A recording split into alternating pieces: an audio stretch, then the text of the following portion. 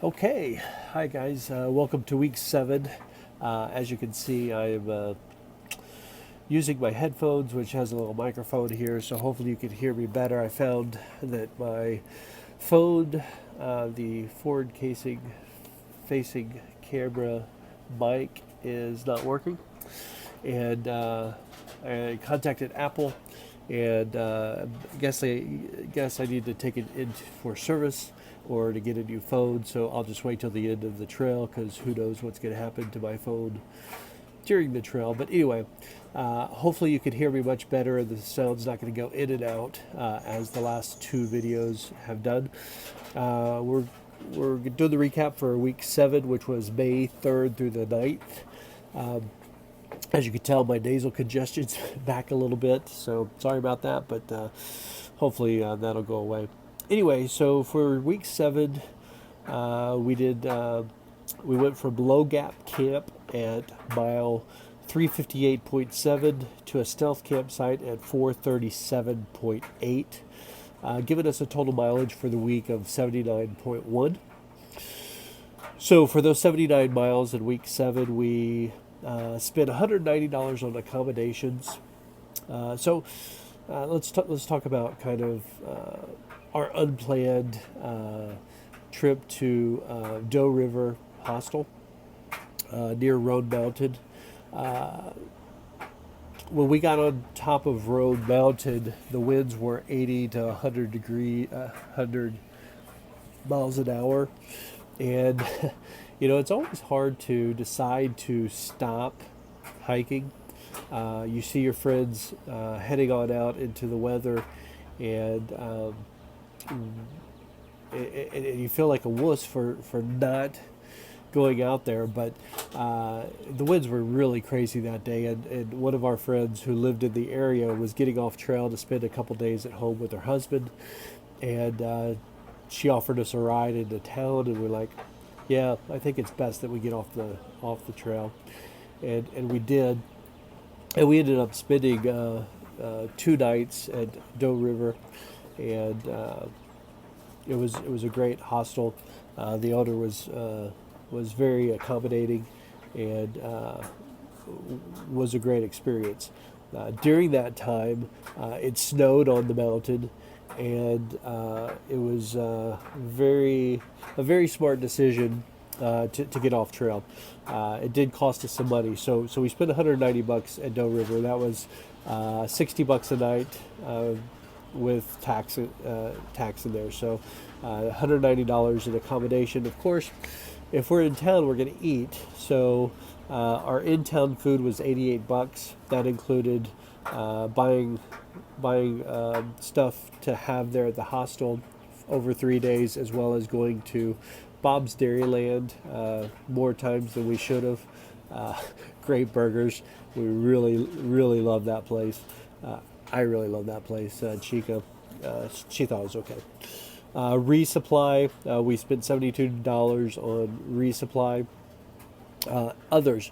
Okay, so because we were unscheduled to take the time off, we still wanted to get some hiking in.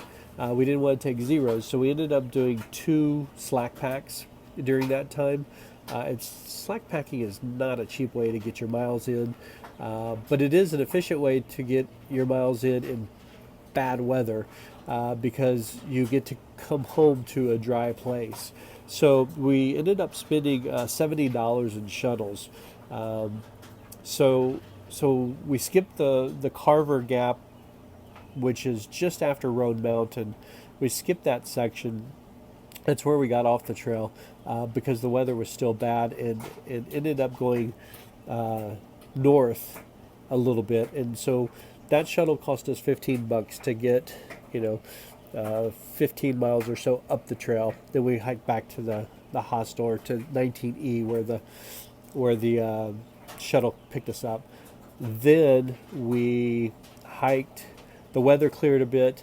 Then we hiked the Carver Gap to 19E, and then we had to get back up the trail when we left. So 15, 15, and 40 were the shuttle costs.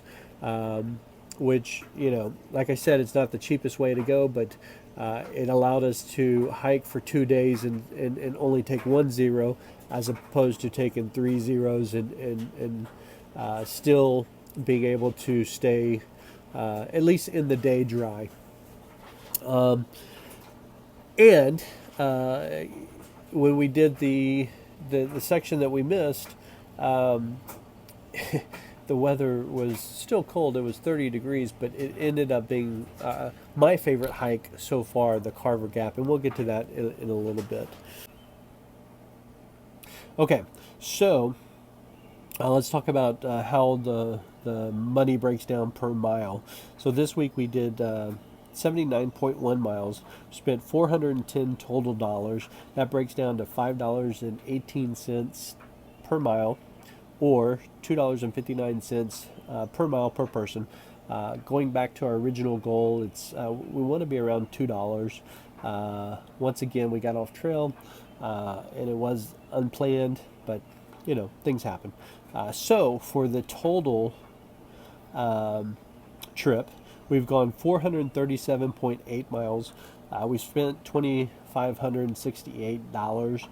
That works out to $5.87 per mile, or $2.93 per person per mile. And that's kind of where we are. Okay, Swat Sullivan asks, in the movie of our thru-hike, who would play us? My first choice for me, Chica shot down. That was Christopher Walken. Obviously, he's much older, but he's just a quirky, great actor, and I really like him. So I'm going with another quirky actor. We'll go with Paul Rudd. Just a funny man, and I think that would be an excellent choice for Chica. She chooses Jennifer Aniston. So that was a cool question. Swat Sullivan also says on a previous trip, he and his family or friends played a game called Roses, Thorns, and Buds, where roses were the most enjoyable thing about their trip, the thorns what they didn't like, and then the buds what they were looking forward to. And he thought that would make a great addition to the weekly wrap up. So roses, what we enjoyed the most about week 7 was the hike between Carver's Gap to 19E, without a doubt. Like I said, it was cold. It was 30 degrees when we started. Half the mountain was covered in ice and snow, and then the outlook was green when you looked away from it. I'll put up a picture so you can see what I'm talking about. It was just absolutely gorgeous. And we went over Jane's Bald and a couple other balds, and the views were just absolutely spectacular. And it has been my favorite 14 miles of the entire trail thus far. And I think Chica agrees that it was one of her favorites. Thorns. What we didn't like was getting off the trail because of weather. Obviously, it's kind of a catch-22 because we got the beautiful scenery that we would have got if the weather didn't happen. But it took us off trail for too long, and it kind of sucked. What are we looking forward to? What are the buds? We're looking forward to the ponies in Grayson Highlands. That's coming up pretty soon in Virginia. Okay. Barb H wants to know how we use a tent stake for a trowel. I mentioned that in probably my gear video, that we're using a tent stake.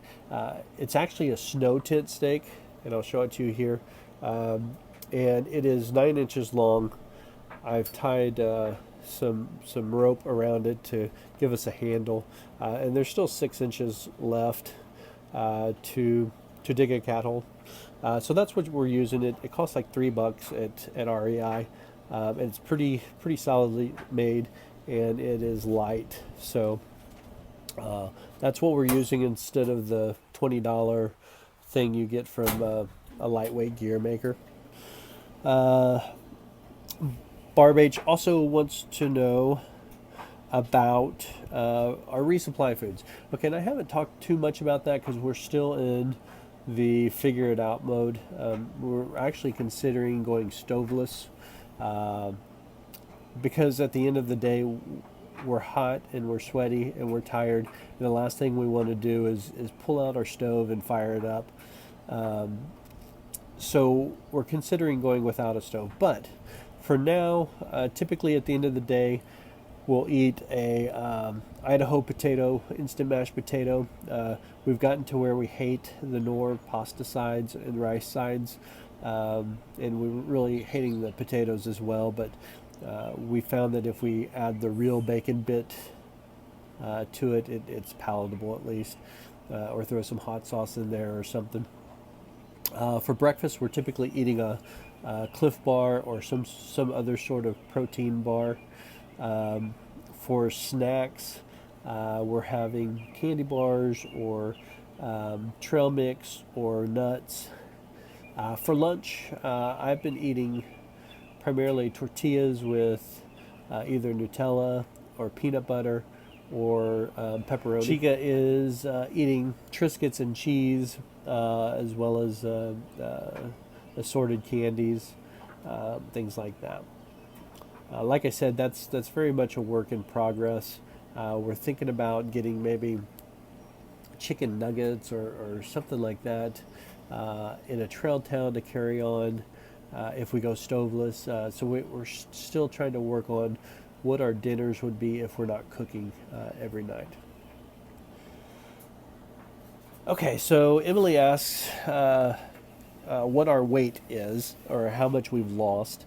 And even though I'm now in week 8, we're here at Woodchuck's Hostel, and he has a great scale, and we did weigh ourselves, and I'm down an incredible 36 pounds, and Chica's down 16 pounds. So I need to stop losing weight. So yesterday I had a big pizza and 3 beers and a big appetizer at a place called Bobo McFarland's, which is a great place in Damascus, where we are. But I shouldn't be talking about that because that's week 8 material. Anyway, I'm trying to eat as much as I can in town. So it's kind of nice to eat with impunity because I know I'm going to burn it off. But at the same time, I'm weighing 212 right now. I really, if I get down to under 200, it's probably, I probably need to start eating more. And our mileage is ticking up, so I'm going to have to figure out how to get more calories in me, because I do not want to get that emaciated, starving look.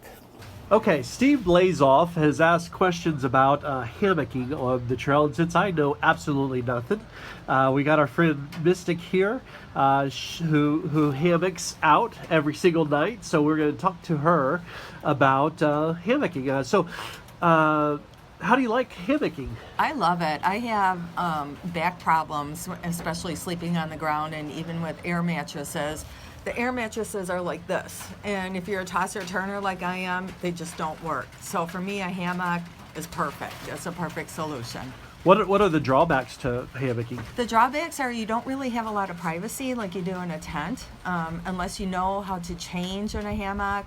There's not a whole heck of a lot of privacy. You can't have your things about you. They have to be under the hammock.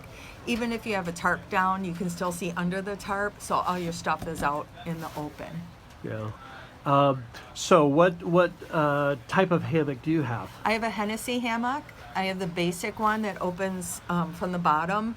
That's supposed to work really well for bug purposes. The bugs don't fly in. Like if you have one that unzips at the fly and you open it up that way, all the bugs will come in and they're with you even after you zip up. So the one from the bottom, the bugs just don't fly down and then back up again. What are inside. some of the? I'm sorry to cut you off. What are some of the other brands of hammocks that you've seen out there? A very popular one out there is the Enos.